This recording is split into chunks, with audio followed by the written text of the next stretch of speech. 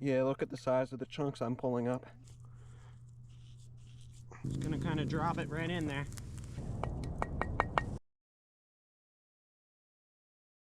Hey guys, it is Mission Discover, and welcome back to another video. And in today's episode of Primitive Projects, we're going to be taking some of this orange squishy clay from the lake behind me and using some of our bushcraft tools to hopefully turn it into a functional pot. We've got a lot of work to do, so let's get started. Alright, here we go. It's November, so it's probably going to be pretty cold.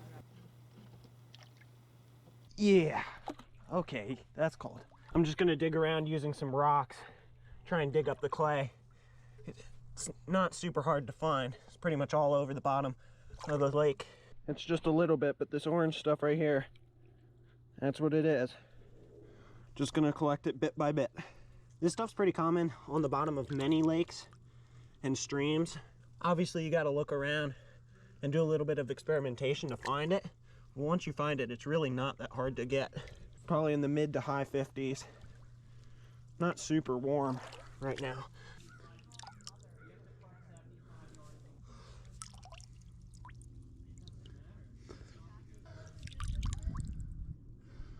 Searching around for a little bit sharper rock to have a little bit more efficient time digging. That's pretty good. That's probably going to be our new digging rock. Has that nice sharp edge on it. It's pretty prevalent all over the bottom of the lake, but there definitely are some places where the deposits are bigger. I know just from visiting the lake house for a long time that usually around this rock there's some pretty good deposits of the clay. So I'm going to dig down here. There you go. Definitely a bigger chunk than what we were getting over there.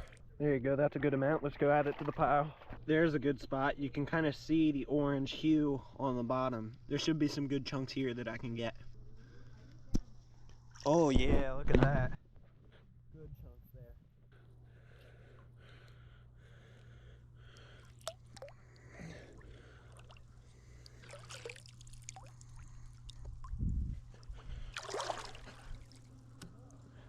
I finally found a really good spot. As I was mentioning at that last rock, usually that one has a lot of really good deposits, but I wasn't having much luck. Now I'm getting some seriously good sized chunks. Look at that next to my hand. That's some good sized stuff. Gonna hopefully get a couple more here, and then we should have enough to be able to do our project. Yeah, look at the size of the chunks I'm pulling up. Yeah, you really have to search around until you find a spot like this where you can just pull out really nice sized chunks. Otherwise, you're going to be here forever trying to get enough little stuff to where you can get done your project. Also, another thing that's helping off camera, I found this rock, which is super nice and flat and can get me down deep into these little deposits of clay. Another chunk. We really hit the jackpot here.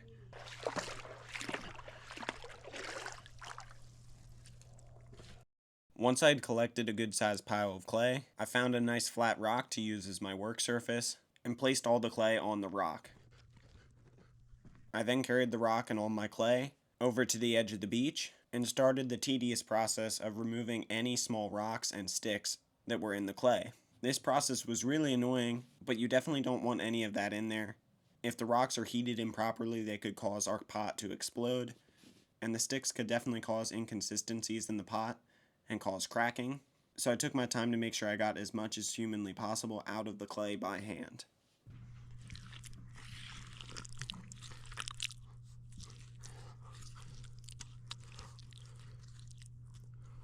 Earlier in the day, I collected some pieces of straw-like grass by the native brookie stream across the lake, so that I could chop them up and mix them into the clay, creating small pockets of material that wouldn't crack with the expanding and contracting of the material due to temperature changes in the firing process. This was one of two major precautions I took to make sure the pot didn't crack, and this allowed me to shorten the amount of time that I had to heat up the pot before actually putting it in the fire, because putting pure clay straight into the fire without a long preheating process would almost certainly crack it. After cutting up all the straw as light started to fade, I mixed it into the clay and laid down a base of sand on our rock so that it wouldn't end up sticking. You could also use dirt or leaves to achieve the exact same effect. After that, I meticulously worked the clay into the shape of a basic pot with especially thick walls. These thick walls are important because if there is a small crack during the firing process, it likely won't make it through the entire wall, whereas if I made a pot with thin walls and there was a small crack, it has a much higher likelihood of compromising the entire piece. Once done, I let this harden up a bit overnight, and in the morning I took my knife and trimmed up all the sides of the pot to make them just a little bit thinner.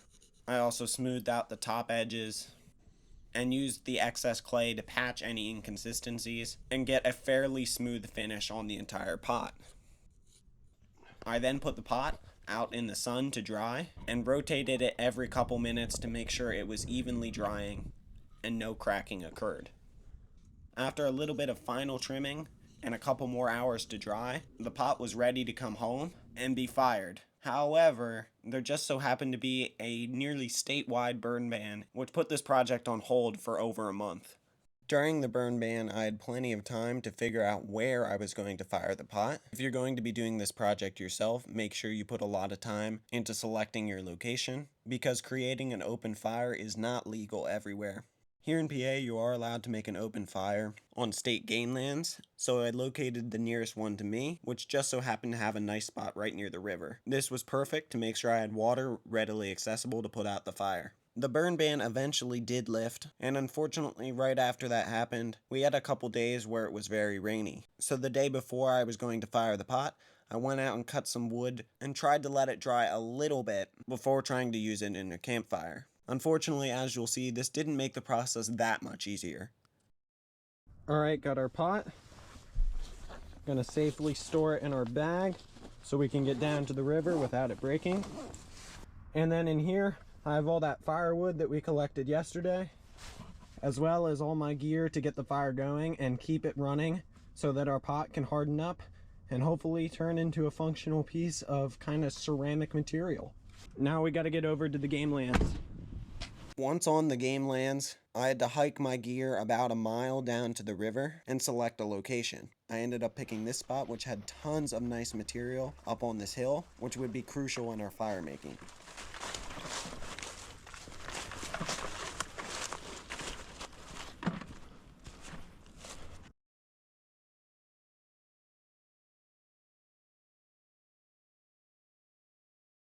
Now that I have my area set up, we need to get our pot prepped. It's been drying for over a month at this point because we had a burn ban. It lifted about a week ago, but I do still need to do some finishing work on the outside of this pot. We are by the river, so there's plenty of wet rocks around. I'm essentially gonna rub some wet rocks on the outside of the pot to get a nice smooth finish. This technique is called burnishing if you're not familiar. And it shouldn't introduce too much moisture to the pot since we're just doing the surface, and should quickly evaporate and not cause any issues during the firing process. I still am not quite sure if the whole firing process is going to work. We have to give it a try to see, but the fact that this is dried so long means that moisture probably won't be our issue if it happens to break. Let's get this pot ready to put in the fire.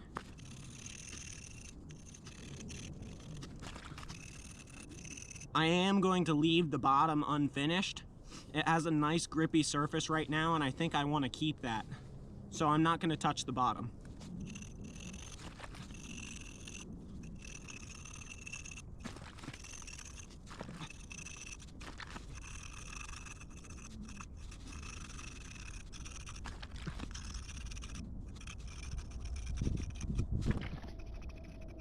I have this at a spot that I'm happy with. Let's get this fire going.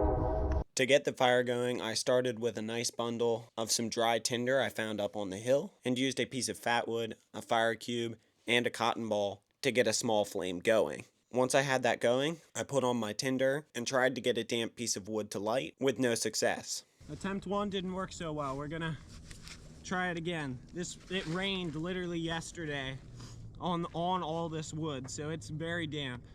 I then switched over to a common tactic to get fires going in damp weather, which is just feeding the fire until the pieces dry out enough to where they'll light. Alright, I'm gonna put the pot in.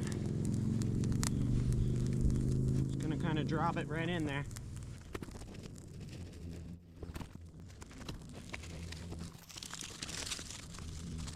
I still can't tell if we're getting much fire on the wood.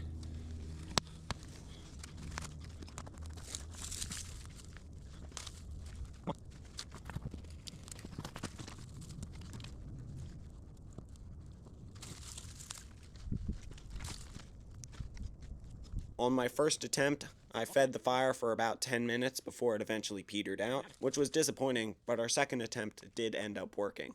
Man, this is tough, guys. Guys, we're losing it again. We're just making smoke. All right, there we go.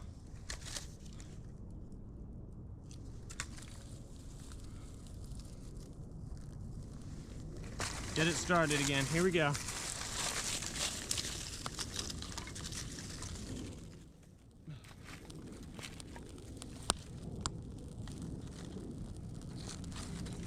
There is another technique effective for making fires out of damp wood that I certainly could have used. That is batoning down some pieces of wood and only using the center where it's still dry. This definitely would have allowed me to get a fire going quicker, but given the amount of tinder I had available on the hill, I was confident I could make it work and was willing to take the trade-off of less wood prep for a little bit of running back and forth to grab the tinder.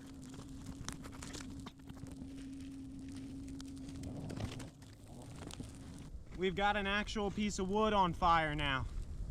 Oh, we're making progress, people. Once I had the actual wood burning and had that core fire in place, the entire process of keeping the fire running became much easier. When the fire got low, you could simply toss some more tinder on, and because that core fire was still burning, in just a couple of seconds you'd have a large flame going again.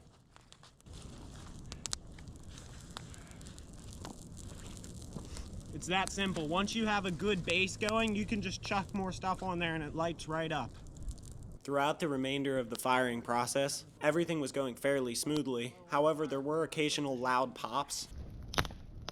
I knew it was probably just the wood, but there was that part of me that was scared that my pot was just shattering into a million little pieces. After letting the fire burn all the way down, it was time to unearth our pot from the ashes and see what the result was.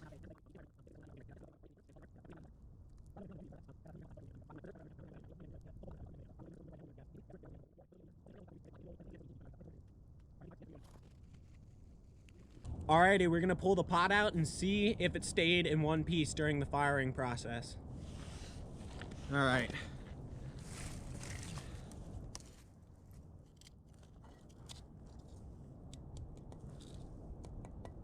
It sounds like it successfully fired.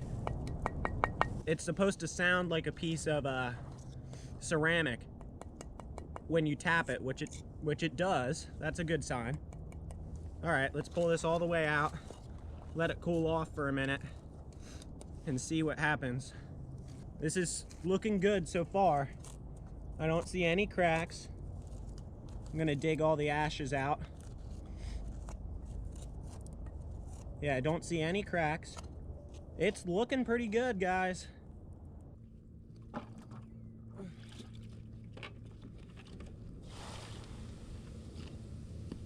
Well, that was a good sizzle.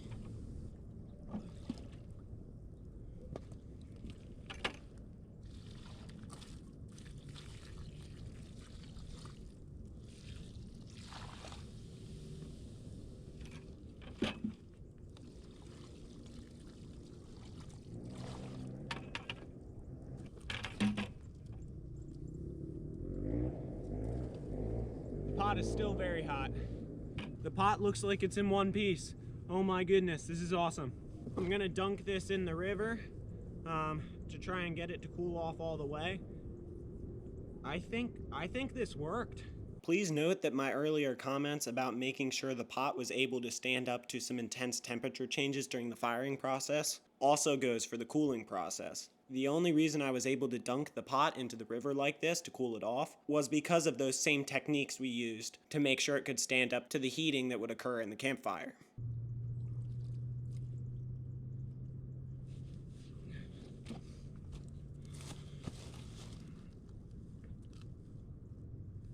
After bringing the pot home and washing it off, this is what we were left with. There are certainly some inconsistencies and imperfections, and it's not the prettiest looking thing ever, but it is a functional pot. It even holds water. I did a water test for 1 hour, and we didn't have any major leaks. The water did absorb into the walls of the pot slightly, but no cracking or erosion occurred, and once you let the pot dry back out, it's good as new.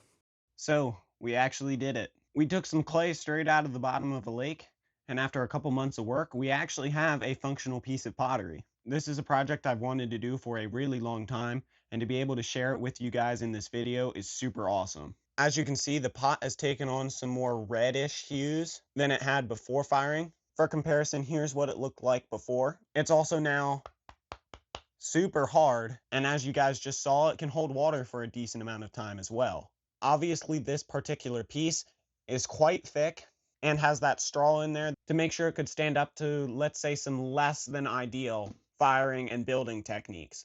I really wanted this to survive the firing process, not be the most glamorous thing ever. I definitely want to try this again in some capacity with some more purified clay and a thinner wall, which does require a lot more finesse in the entire process. So possibly stay tuned for that sometime in the future. Not sure when. I'm super stoked about how this turned out, and it's frankly one of my favorite projects I've ever done on the channel. Hopefully this video was as entertaining for you guys to watch as it was for me to make. If you did end up enjoying this video or ended up learning something from it, I would really appreciate you guys hitting the like button and possibly thinking about subscribing if you haven't, because I've got more informational and educational outdoor style content just like this coming your way real soon. God bless, and I'll see you next time.